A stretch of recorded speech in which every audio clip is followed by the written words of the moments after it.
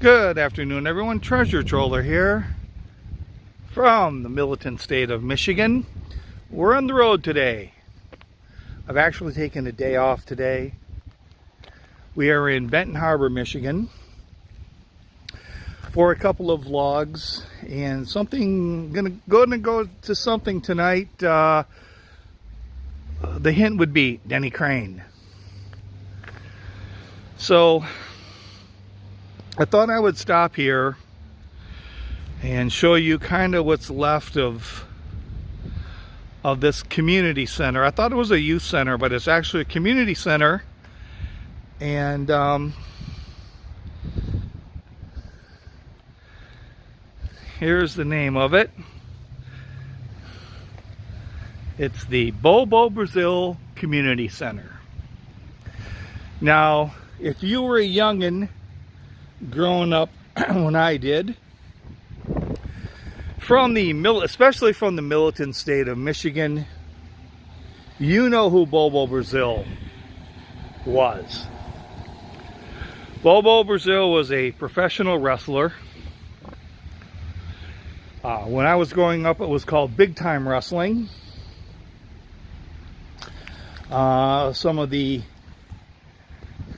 Some of the wrestlers were the Mighty Igor, Pampero Firpo, his signature move, the El Gorfio, the Stomper,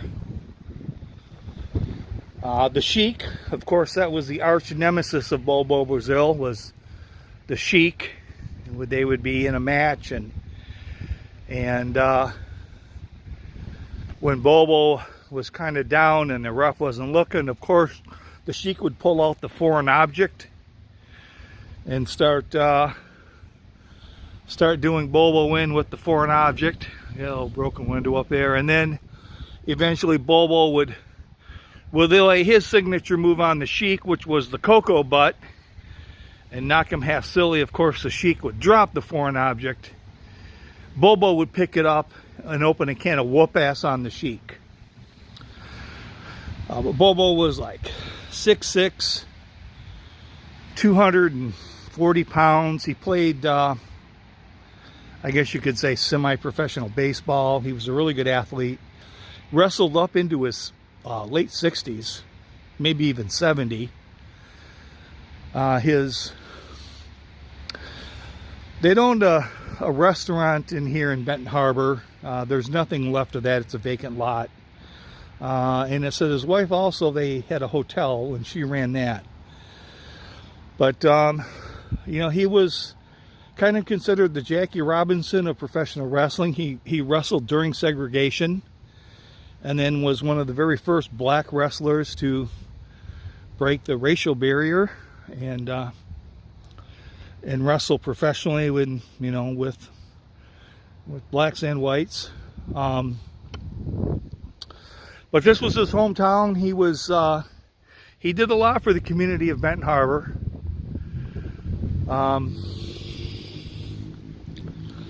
His kind of mid-60s to mid-70s was his prime era of wrestling. I was reading an article, and I think Bobo had said that, like, some of his biggest years or whatever, he made about $200,000, which would have been in the late 60s, mid 70s. And he said not quite as much as, you know, Hogan, but, you know, he says, I did okay. And when I was reading a little article about big time, it was talking about big time wrestling. They were talking about how kind of the storylines got old. They were kind of the same thing, which was very true. I mean, eventually Bobo was going to Coco butt the Sheik and get the foreign object. And they talked about a lot of wrestlers basically were no-shows at events, which I can attest to as well. I did see Bobo and the Sheik wrestle in Manistee one year at the National Guard Armory. And then one year in the hometown of Scottville. They were having a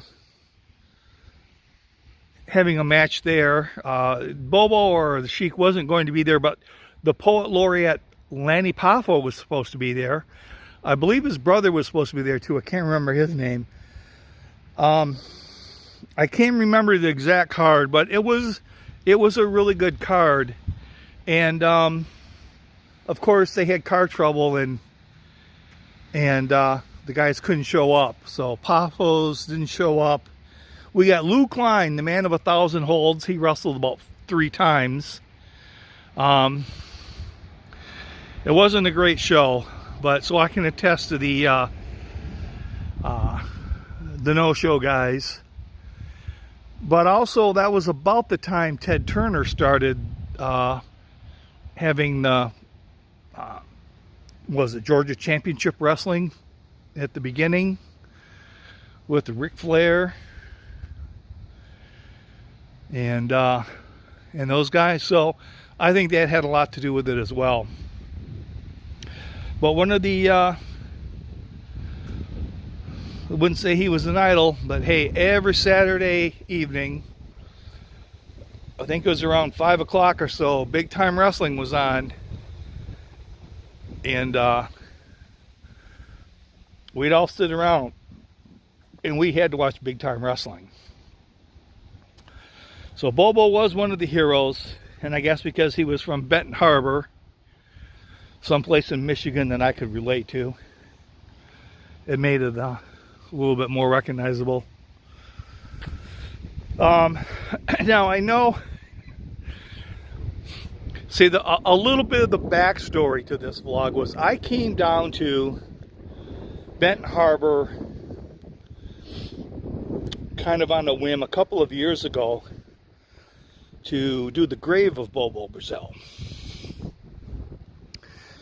And I couldn't find it. And that was the very last time I ever went to a cemetery to look for a grave where I had absolutely no idea the grave was. Bobo taught me a lesson. His wife is buried in the cemetery. And when I was doing my... You find a couple of conflicting things. They say Bobo's buried in this cemetery. And then I also saw something where he was cremated and his remains were given to a friend. Which, without knowing the personal life of Bobo, his wife was still alive at the time. And he had 6 kids. So it didn't make a lot of sense to me, but hey, anything's possible. But there's another vlog that I'm going to be doing for the murder book, and the individual happens to be buried at that cemetery. But kind of on a whim, I went out and looked for Bobo Brazil vlogs on YouTube. And there's this one guy, I'd have to look for him, but might be Michigander, I'm not sure. But anyways, he was, coming to Benton Harbor to do Bobo Brazil. And they came here and they filmed the community center. They filmed the vacant lot where the restaurant was, and then they were off to the cemetery to Bobo's grave. And I was like, wow, well, this could be good because I'm going to be at that cemetery anyways.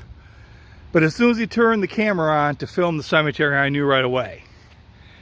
Yeah, they couldn't find Bobo's grave.